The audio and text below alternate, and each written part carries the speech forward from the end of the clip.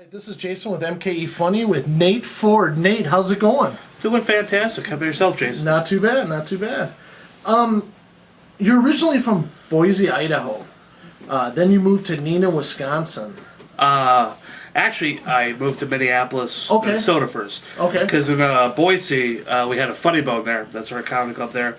And we had a comedy club. And one open mic night once a month. That was it. Jeez. Yeah. Okay. And so, not enough time to work on your craft or do any better than once a month. And that was in Minneapolis. That was in Idaho. Idaho, and then you moved to Minneapolis. Because I heard from several comics that, hey, this is a great place to get your start. There's open mic night every night of the week.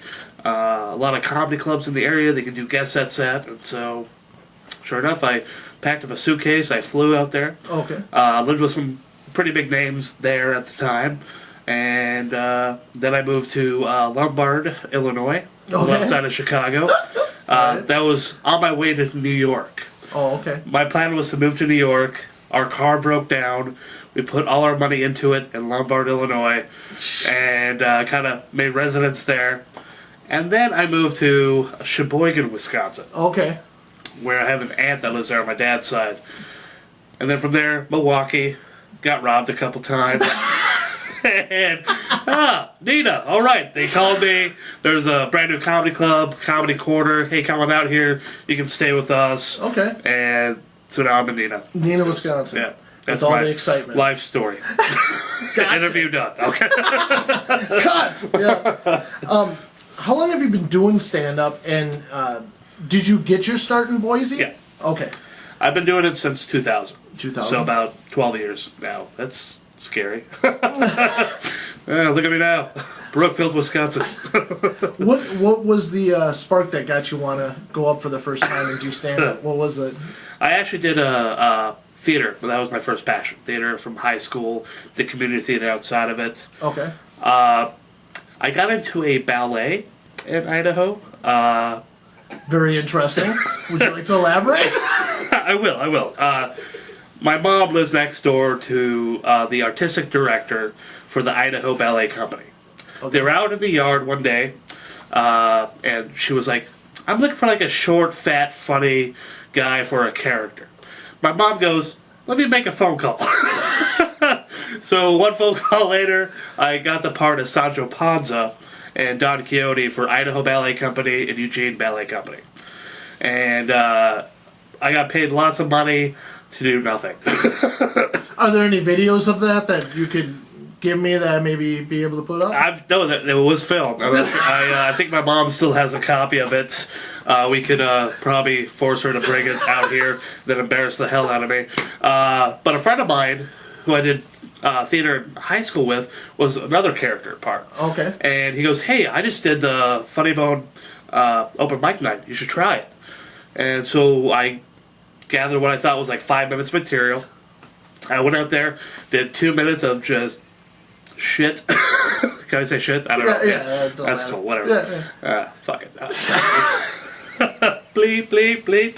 No, it was just horrible. But in the back of my mind, I thought, how can I make this better? And I knew I was hooked ever since. That's amazing. I think that's the only story I've ever heard in an interview and I've done a lot of them now, where ballet kind of leads to stand-up comedy. That's amazing. Sad but true. Yeah. If someone hasn't seen your set before, how would you describe your style of comedy? I'm a ball of energy. No, I talk about how I get drunk and live life to the fullest. I'm an accident waiting to happen, and I just have fun. That's what I do. I have fun on stage, and hopefully you will too. Okay. What do you have coming up in the near future? What are some of the performances if people would like to come out and see you? Where you're at? Well, Saturday, tomorrow night, which is probably be later on in the future. I will actually be May 24th through the 26th.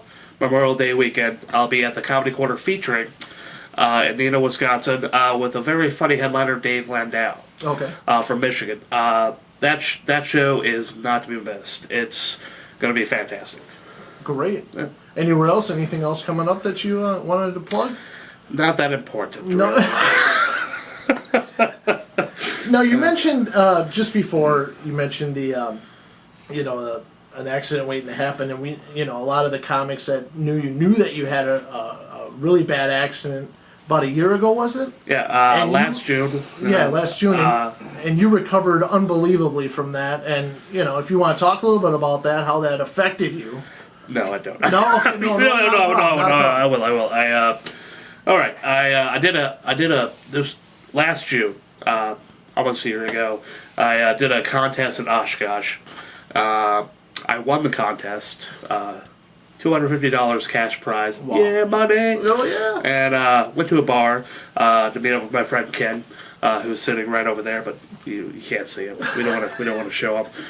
Witness relocation program, shit like that. So, anywho's, hung out with him. I had one beer, and he was in his limo, and they took off, and I took my truck, which he lent me the truck, Dodge Dakota.